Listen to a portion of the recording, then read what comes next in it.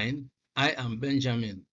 Today's video is on the use of English 2021 Jamb preparation, and the spotlights will be on English past questions, talking about Jamb 2020, the English past questions. We are going to examine this and discuss a number of grammatical principles that will enable you to pick the correct options in your Lexis and Structure questions in the Jamb exam.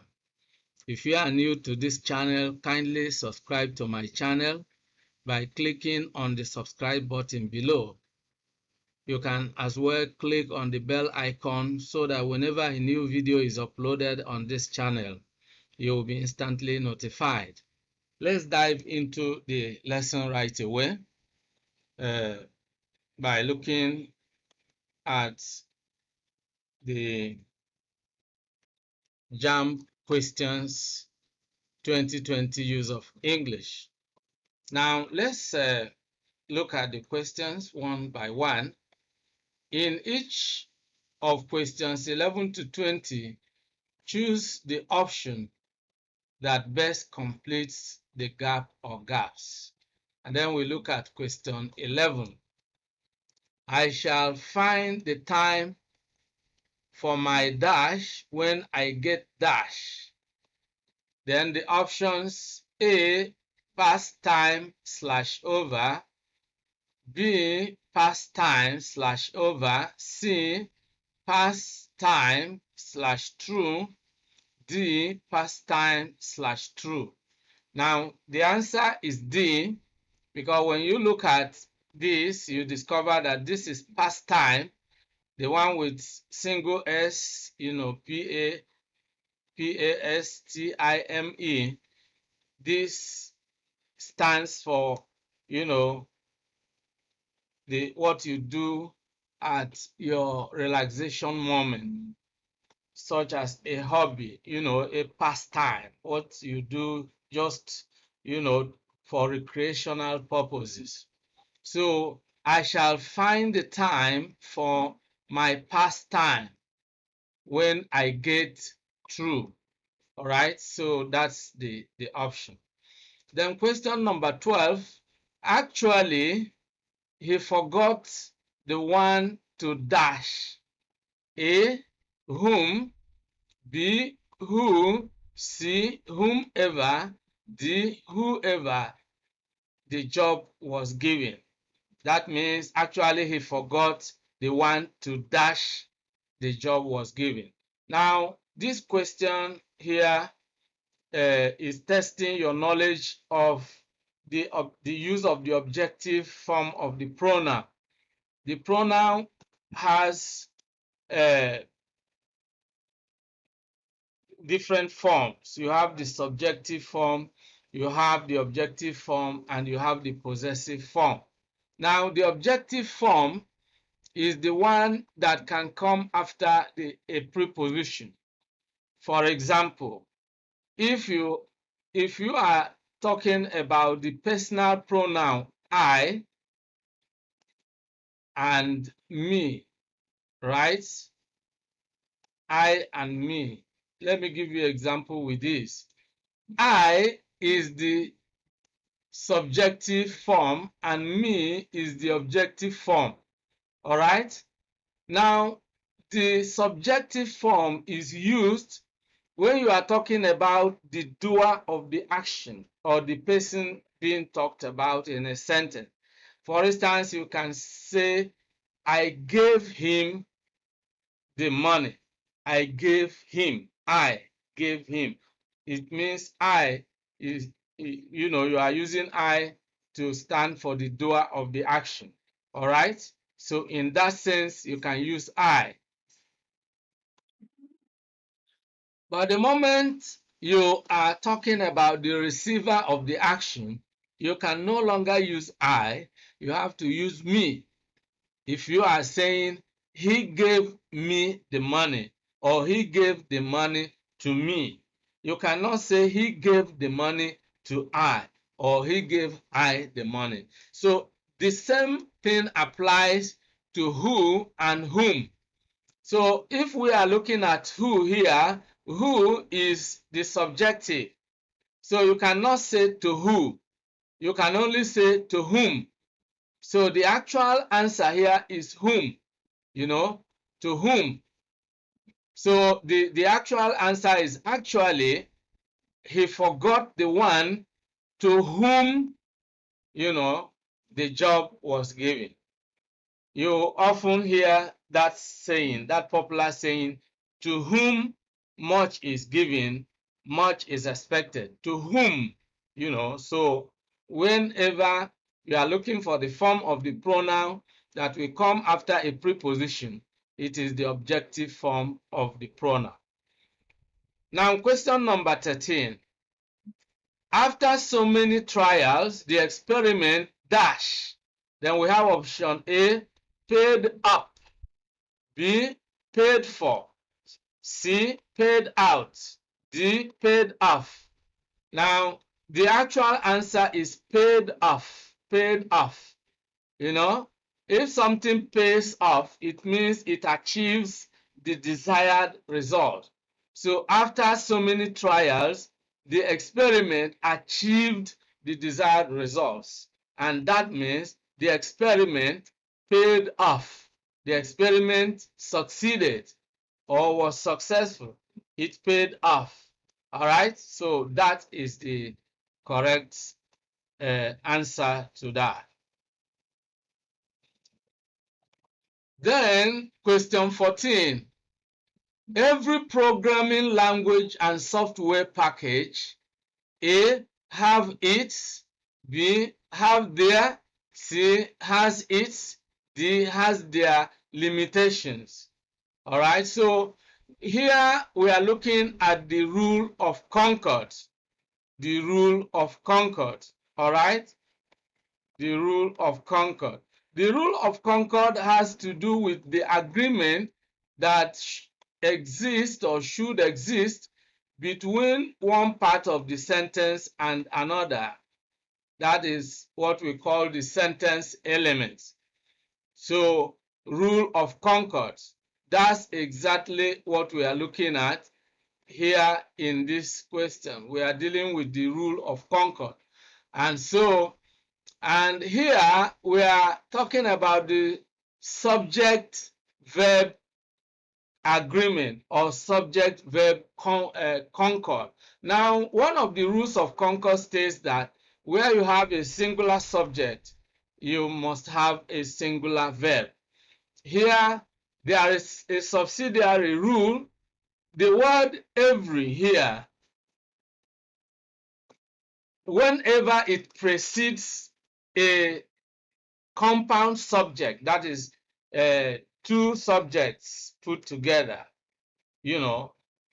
and then of course it adds some complexity. But if you understand the underlining principle or the underlining grammatical fact, you will understand that whenever you use the word every, which is an indefinite adjective, then it is always followed by a singular subject.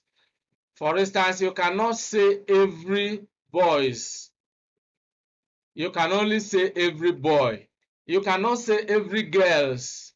You cannot say every you can only say every girl, not every girls. You cannot also say every programming languages. It's not possible. Neither can you say every programming packages. That would be ungrammatical. So the word every always modifies a singular subject, and that automatically presupposes that it has to be followed with a singular verb. So that is the principle that plays out here, and that gives us the option C. Every programming language and software package has its limitations. All right, so that is exactly the way we pick the answer. Okay, so let's continue. Question 15. Tosin refused to be dash. A. Sad. B. Placated. C. Frustrated. D. Indifference. Of course, the answer is C. Tosin refused to be frustrated. You know, someone can, with determination, refuse to be discouraged. You know, that usage is always proper. Then question 16. Adobe is contemptuous dash honest people. A. To. B. At. C. For. And D. Of. Of course, this is a typo. It's not supposed to be capital. It's small letter OF. All right, so take note of that. But that is exactly the answer. All right, because you cannot say contemptuous to. No, that would be it's not really proper, because here we are dealing with a grammatical principle which is known as collocation. Let me explain what we mean by collocation. Double L, all right? Collocation. Now, collocation is the grammatical principle or concept that has to do with the fact that certain words tend to be used together, you know, and when certain words always move together, they are called collocates of each other. And you can see that contemptuous is an adjective, and all these other ones are prepositions. Certain prepositions collocate with certain adjectives. And when you talk of contemptuous, it collocates with of. You are contemptuous of. Just as you can say someone is jealous of. If you talk of angry, you can be angry, you know, you can be angry with someone or angry at someone's action. You know, you can be angry at an unpleasant conduct, and then you can be angry with the person who actually is guilty of the bad conduct. So that is the usage, you know, and that is where collocation comes in, you know, words that tend to associate with each other, just like human beings tend to associate with one another, those who are friends, all right? So that is a similar principle when we are talking of collocation. Okay, so let's now go to question number 17.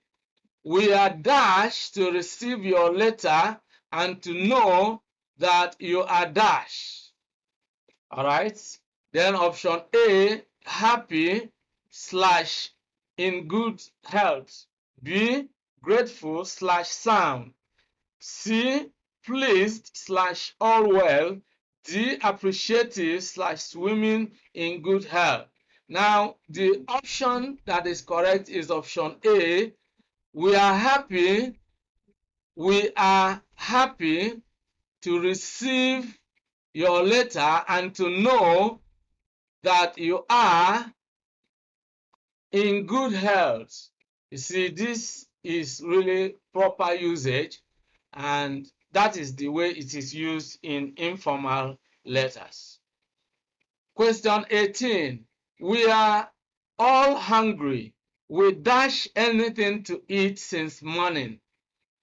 Option A, didn't. B, hadn't had. C, haven't had. D, never had.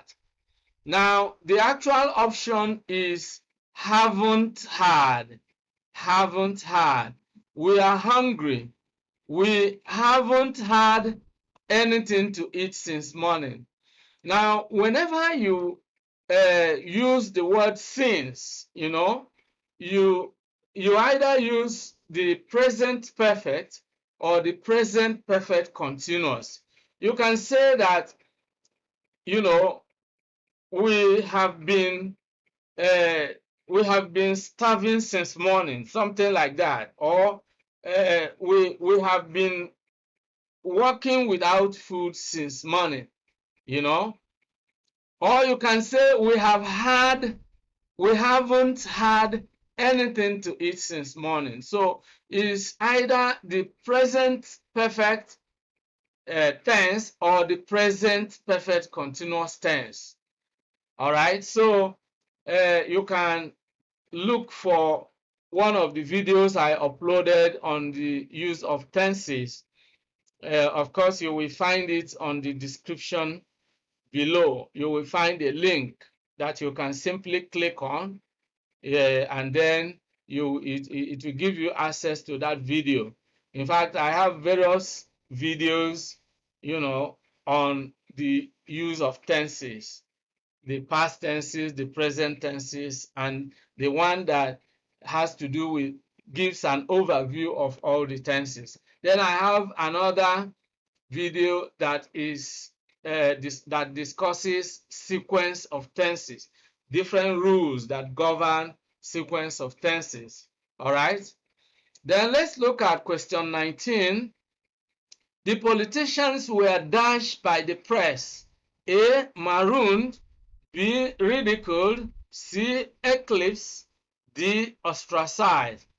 Now, the correct answer should be ridiculed. The politicians were ridiculed by the press. To be marooned is to be stranded somewhere, maybe in an island or something. Eclipse is a different meaning. Ostracized is very much something done, an action taken in a community. All right. So then let's look at question 20. Raffle draws, like gambling, often end in a dash for me. Option A, lost. B, loss. C, lose. And D, lose. Now, the correct option is B, which is loss, L-O-S-S, because that is the noun form. It ended in a loss. Then this L-O-S-T is when you are using that as a verb, if it is an action. I lost some money in the raffle draws. All right. Now, L-O-O-S-E here is when something is loose, like something that ought to be tight. But this L-O-S-E is the present form of lost. Lost is the past tense of lose. You can lose money. You know, you can lose money. That is present or future tense. All right. But if you are talking of the past, you can say I lost money. But here, the usage here is a noun, often ended in a loss. Loss is the noun form of all these. These are all action verbs, but this one is a noun. So that is the appropriate option here.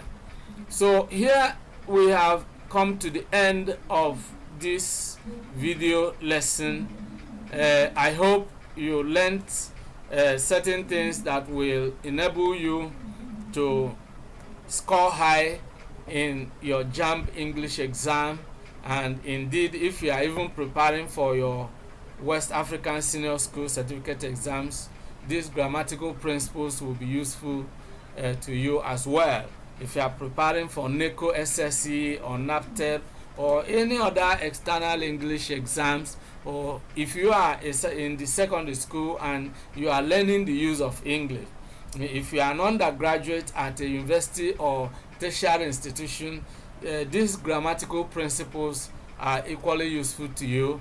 If you are simply a learner of the English language, then these principles are also useful to you, because language is a living subject. It's not something that you can restrict to Jamb candidates or WAEC candidates or candidates of one examination or the other.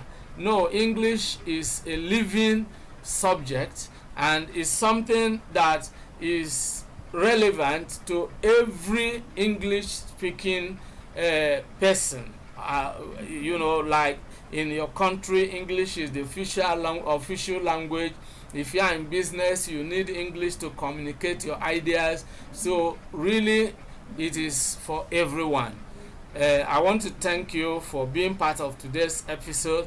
If you have enjoyed the video, like the video and share it with your friends and relations. If you have any comments, suggestions, or questions, then leave them at the comments section. If you have any topic in mind you would want me to discuss in subsequent videos, do kindly mention the topic. I can assure you that I will discuss the topic. There are many topics we have discussed on this channel in response to some of our viewers who asked the question, who made the request. All right, so if you also have a topic in mind you would like me to discuss, do mention it in the comment section and surely I will respond positively. If you have not subscribed to this channel, do subscribe to the channel and remember to click on the bell icon so that whenever new videos are uploaded you will receive notifications. Thank you once again. See you in the next lesson.